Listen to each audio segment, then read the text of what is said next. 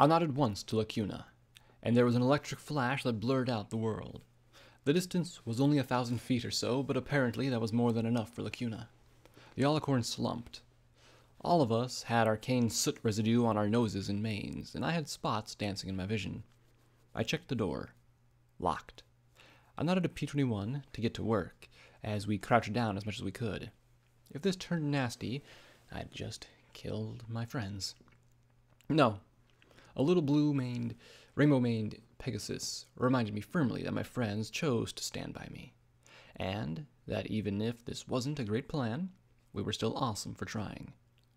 I took a slow breath, feeling that, at any second, a filly would look back and spot us. Any second. Okay, maybe Brown Betty was pretty hard to ignore, but 20 to 2 wasn't really good odds. The Rangers were already falling back. The lock clicked. I pulled the door open by magic, and my friends darted inside. I hopped in last, and we pulled the door shut. The narrow hall was strewn with junk, but nothing recent. Finally, we'd gotten lucky. It looked like no pony used this section of the building. It'd been picked through at least once, but despite everything, we'd scavenged up some junk that might be useful as we moved through the choked offices. Then Scotch Tape nudged a terminal, and there was a crackle as the monitor flickered to life. A mayor's voice started speaking. "Don't like it, Diamond. Using magic like this to kill our enemies just seems wrong. It's a killing machine." My ears perked. I knew that voice. "So you're saying that we should limit our troops to guns while the zebras are free to employ whatever talismans they wish?" a mayor said in brisk tones. "I thought that your ministry was all for arcane sciences. That's what you're for, right? That's what you're supposed to do. So why are you here, now, tying my hooves? Magic weaponry is the next evolution of warfare." "I don't want the next evolution of warfare. I want the fighting to stop," Twilight protested. "Darn tootin'. I don't care much for this business plan of yours at all. Finding faster and flashier ways to kill some pony ain't my idea of a good thing." Applejack agreed. "Funny, because that's what our enemies are doing right now," Diamond said irritably. "We only have so many unicorns capable of combat spells. They are few and far between and are always getting targeted with extreme prejudice in battle. By making weapons such as this, we can give some of that power to Earth and Pegasus ponies.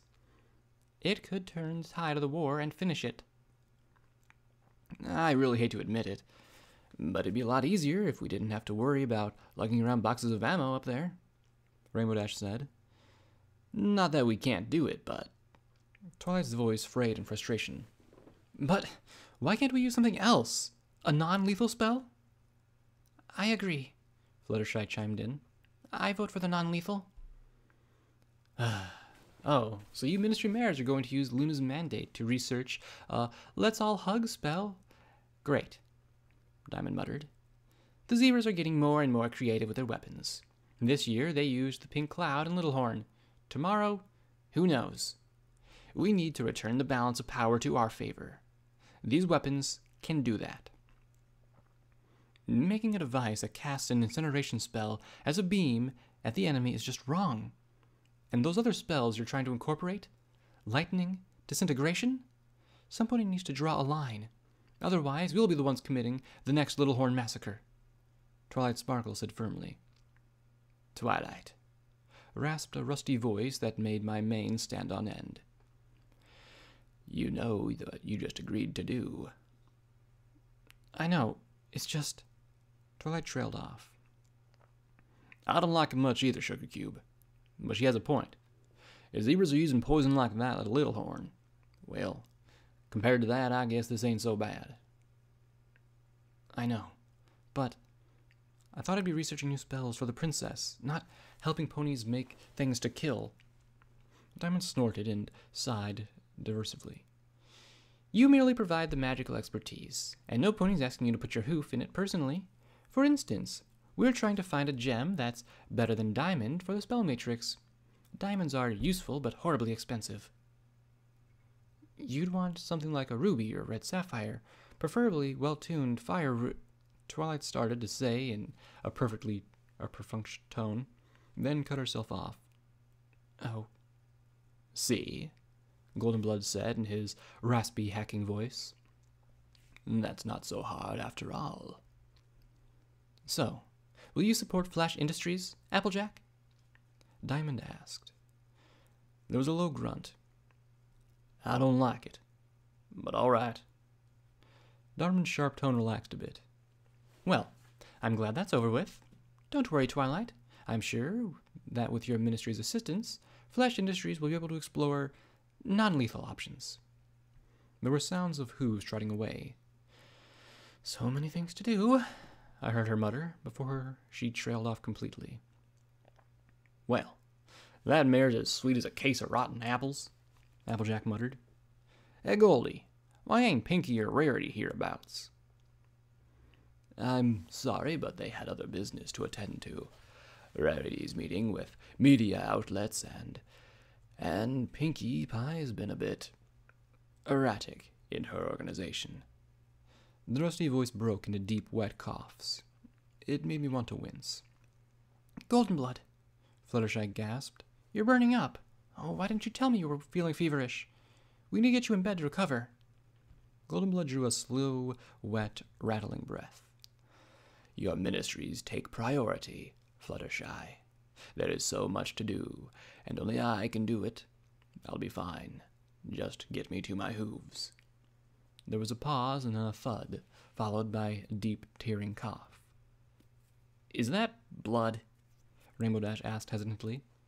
Maybe you should go rest. You look half dead. One would hope, he muttered. I'm taking you someplace you can rest, Golden, Fluttershy said firmly, or as firmly as Fluttershy ever said anything. If that's okay with you.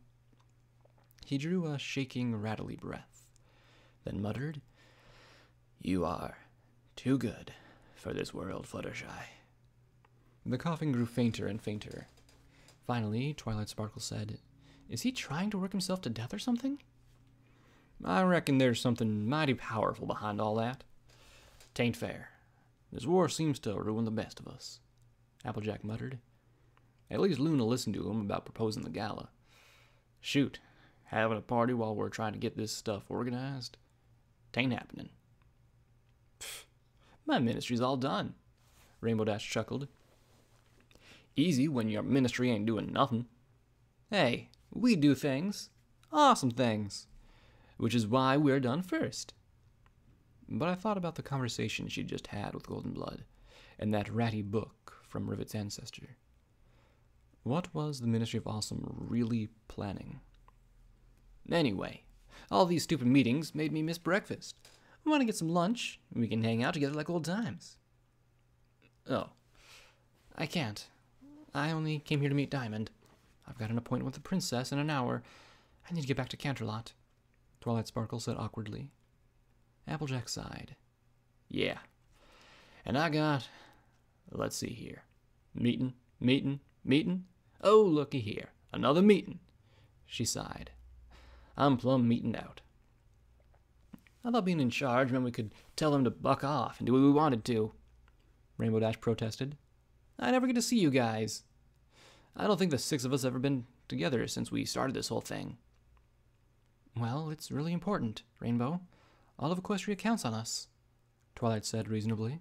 She really sounded as if she meant exactly that. Yeah, it's a peck more responsibility than just apple bucking, that's for sure. Rainbow Dash sighed. I just don't like it. Well then, I guess I'd better get back to Cloudsdale, or something. Cheer up, Rainbow. I'm sure that when the war's over, we'll all be together again, Twilight said brightly. You'll see. The terminal crackled again, the screen now flashing an error message. No matter how hard P21 fiddled with it, the terminal refused to work. So, Twilight hadn't been eager to adapt magic into magical weaponry. Had it been Goldenblood nudging her along, or had the flow of urgency just swept her into it? I didn't know, but I felt better about her reluctance.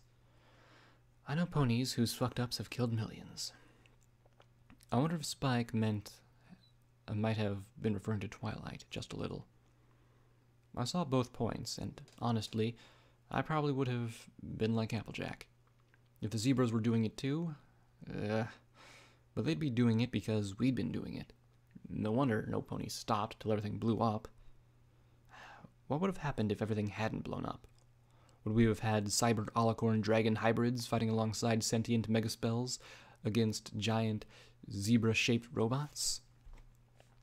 We picked our way through the trashed offices. There were a few other terminals with snippets of information. Apparently, there were shipments being misplaced. Spark batteries and generators for stables 90 and 92 were missing. Heads were going to roll. Questions about the AER series and the swap from rubies to emeralds. A notice of a pony having a baby. A notice of praise for the mother. 5 nasty comments about how she got that way. Honestly, nope.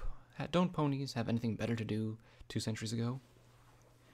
As we picked our way through, Radaroaches scurried forward for a meal. My sword slipped out and smoothly dispatched them as silently as possible. There were a lot of red bars on my EFS. I didn't want to fight them all. I needed some information. If I couldn't find out where Turnip or the main frame was located, we probably wouldn't make it out of here. Then I smelled a sharp, sweet stench. It looked like we were getting closer to the filly's bathroom. Idea. It only took 20 minutes for one of the flashers to get the call, and she trotted through the door in her white gang barding and rainbow-dyed mane. A tribute to Dash, or just coincidence? She walked over to the ditch cut into the cracked tiles and concrete as some mares called out, "Hurry up, Sparkler! You're gonna miss all the fun!" The Blue Earth Pony mare flushed. "Shut up! I'll be there as soon as I'm done shitting," she bellowed back, and she clenched her eyes and got to work. Clearly, some pony needed more fiber in her diet. She was so focused on the task at hoof that she didn't notice the glowing sword, horn, or eye until she finished. "Holy shit," she muttered as the color drained from her face. Well, except for the strange red and green paint she had smeared on her hide. "Nope," I replied, keeping the saber at her neck. "Now, I don't want to kill you. If you're smart and quiet, I won't. Deal?" "You're that psycho that beat up Fluttershy," Sparkler scowled at me. "No, that was a different psycho. I'm the psycho holding a sword to your throat." Honestly, did all slavers and gangers get the sense of survival taken away as soon as they signed up? "So, are you going to play along, Sparkler, or do I need to wait till another filly has to go potty?" Me knowing her name seemed to take a lot of the attitude out of her. Even better, the look that spread across her face a moment later. She'd finally clued to the fact that the sword was quite sharp, and I did not look like Little Miss Happy Pony. She came quietly along back to the offices, and we had a little chat. Occasionally, she lapsed into threats about how the flash fillies were going to dust me, but a little tap of the sword against her neck stopped her out of that. Turnip was being held in the CEO's office, which was locked. Diamond, the gang leader, had the key. Duh. The mainframe was in the R&D lab. I was a cunt who was going to get my mare bits turned into a holster for a beam rifle. Okay, so not all the information was as useful as I might have hoped. And now that the other questions were done, we were left with one of what to do with Sparkler. Clearly, she was of the opinion that now we were going to slit her throat. We certainly took all of her stuff, but then what? Wonder Glue is aptly named. With all 4 hooves glued to the floor and a rope gagging her, we left Sparkler where she'd eventually be discovered. Hopefully, after we were gone. Sooner or later, she'd chew through the rope.